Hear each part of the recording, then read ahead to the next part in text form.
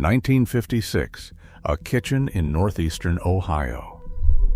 A woman at the sink running cold water over a split lip, steadying herself against the porcelain rim of a Youngstown kitchen's cabinet. The hum of the frigid air, the tick of a General Electric wall clock, her children asleep down the hall, no phone call to make, no shelter to drive to, no hotline to dial. But she survived. Millions of them did. And the methods they used have been erased from every history book written since. Number 17. The neighbor who kept her porch light on. One woman on the block silently appointed herself the witness. She kept her porch light burning past midnight on the nights it got bad next door. The yellow glow of a 60-watt Sylvania bulb behind a frosted glass fixture. A woman in a cotton housecoat stepping onto her porch with a cup of Sanka, settling into the metal glider, and not going back inside until the house next door went quiet. He knew someone was watching. She knew someone was there. One woman decided another woman was not going to be alone in the dark. And the women who kept that light burning never once spoke about why. Number 16. The grocery money she skimmed one dime at a time. She patted the grocery bill, a dime here, a quarter there. Loose change from the A&P slipped into a coat pocket instead of the change purse he checked every Friday. A pound of ground chuck at 39 cents, a box of Tide at 31 cents. She bought the store brand and pocketed the difference. The coins went into a mason jar behind the spick and span under the kitchen sink. By 1957, a woman who skimmed 15 cents a trip for 2 years had close to $30. Enough for 3 nights at a motor court and a Greyhound ticket to her sister's house. She never called it a plan. She called it housekeeping. And every coin was an act of defiance, so small he never noticed it, and so large it might one day save her life. Number 15.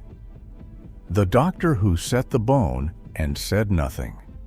The family doctor treated her injuries and never documented the cause. A cracked rib wrapped in Johnson & Johnson adhesive tape, 85 cents at the Rexall drugstore. The doctor pressing gently along her jawline. Does this hurt? How about here? Then the pen moved across the chart. Patient reports a fall. No further treatment required. He knew. She knew he knew. Sometimes he handed her a prescription for Milltown. $2 for a bottle of 50. Today, there are more than 2,000 domestic violence shelters in the United States. In 1955, there were none, not one, in a decade when speaking the truth could cost a woman her children. The doctor's silence was the closest thing to protection the system offered. Number 14. The church was the only door he could not lock. Church attendance was the one activity a husband could not forbid without raising suspicion. Sunday morning service, Wednesday prayer meeting, the quilting circle in the basement. Every single one was an exit. The smell of lemon oil and old hymnals. She sat with the other women, and no one asked about the bruise beneath her collar.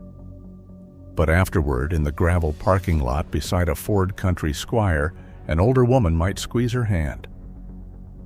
You can always call me. He works Tuesdays, doesn't he? The church did not save her, but the parking lot might have.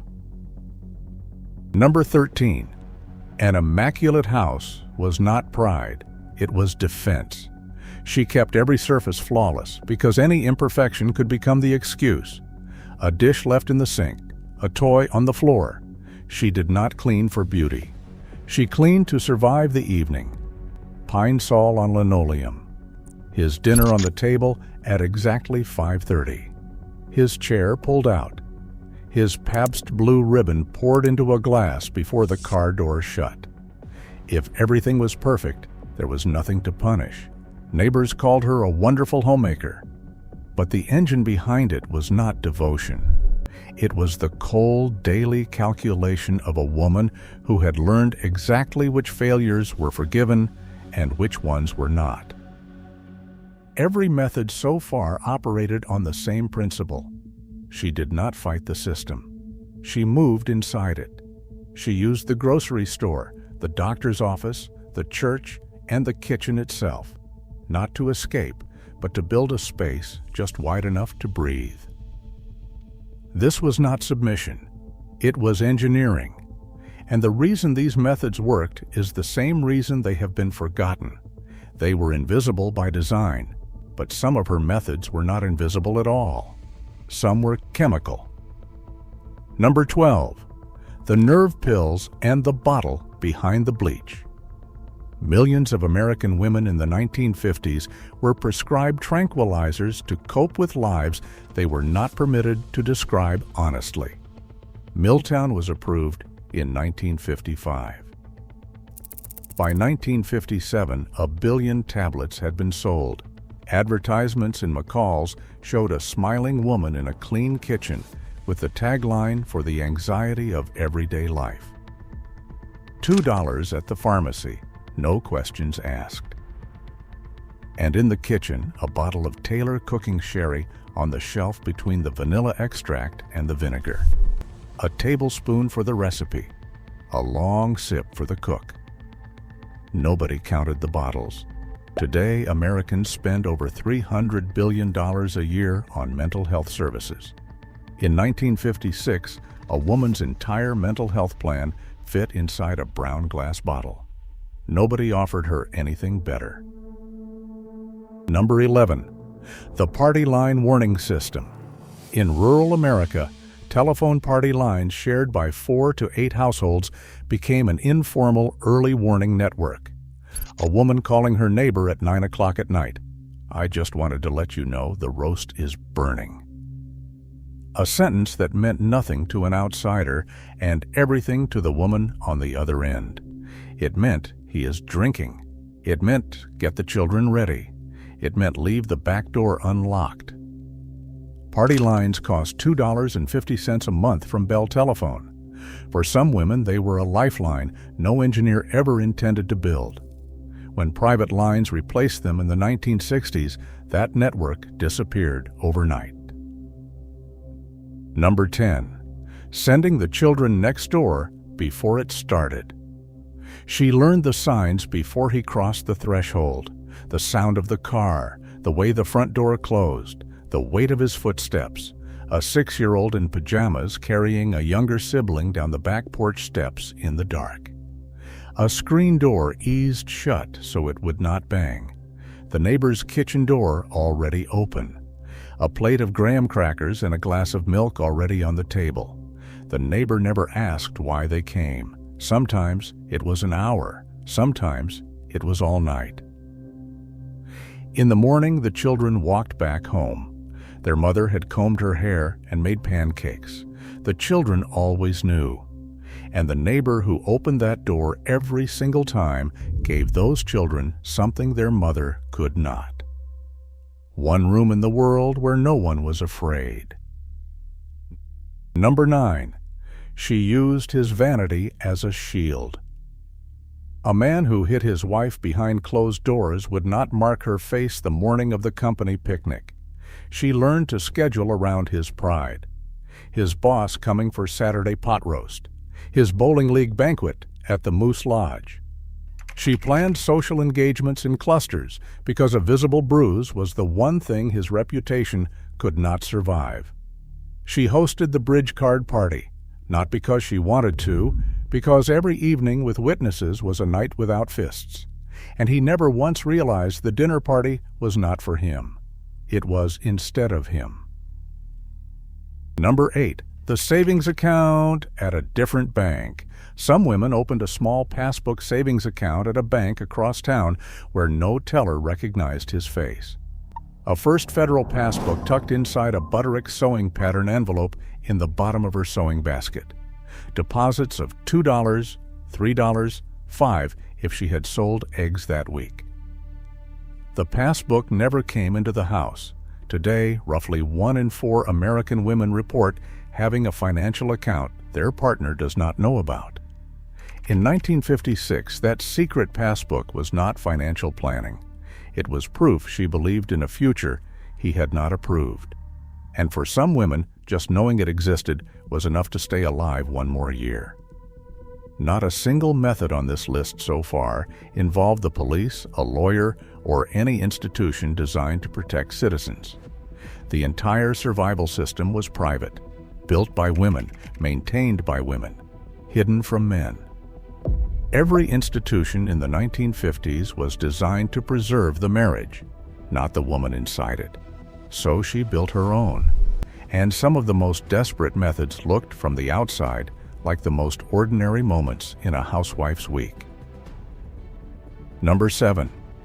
Going home. To mother for the weekend. Going home to mother was the only acceptable way for a married woman to leave her husband's house without scandal.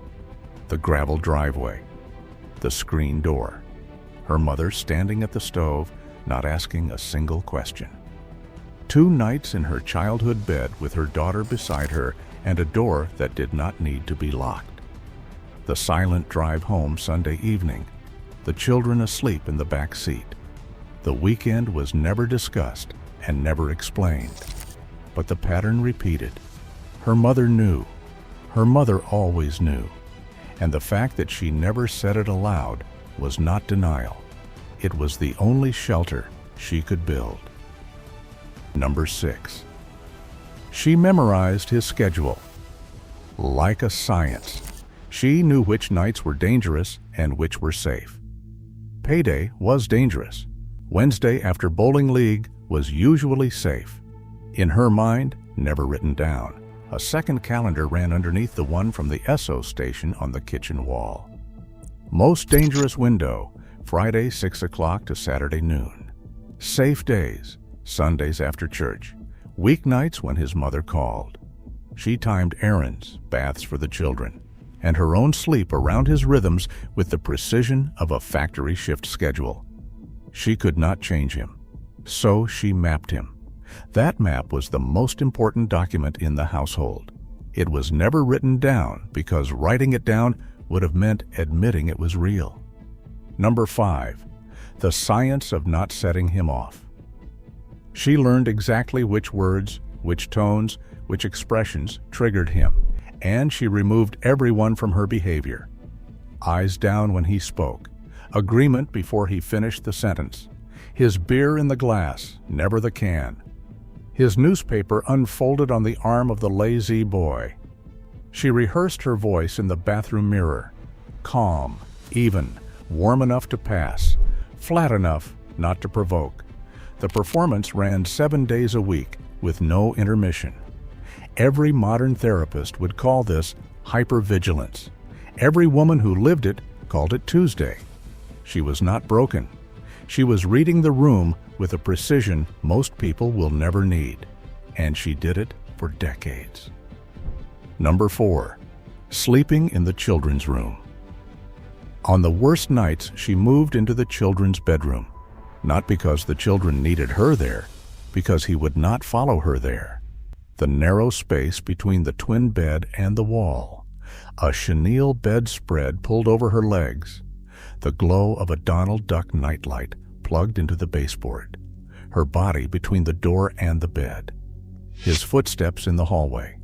The doorknob not turning. The footsteps going back. The silence that meant it was over for tonight. Even a violent man had a line he would not cross in front of a sleeping child. She bet her safety on that line every single night, and every night she was right is a night she does not talk about. Number 3. She befriended the right wife in town. She cultivated one specific friendship, the police chief's wife, the pastor's wife, the foreman's wife at the plant where her husband worked. Not for gossip, for leverage she hoped never to use.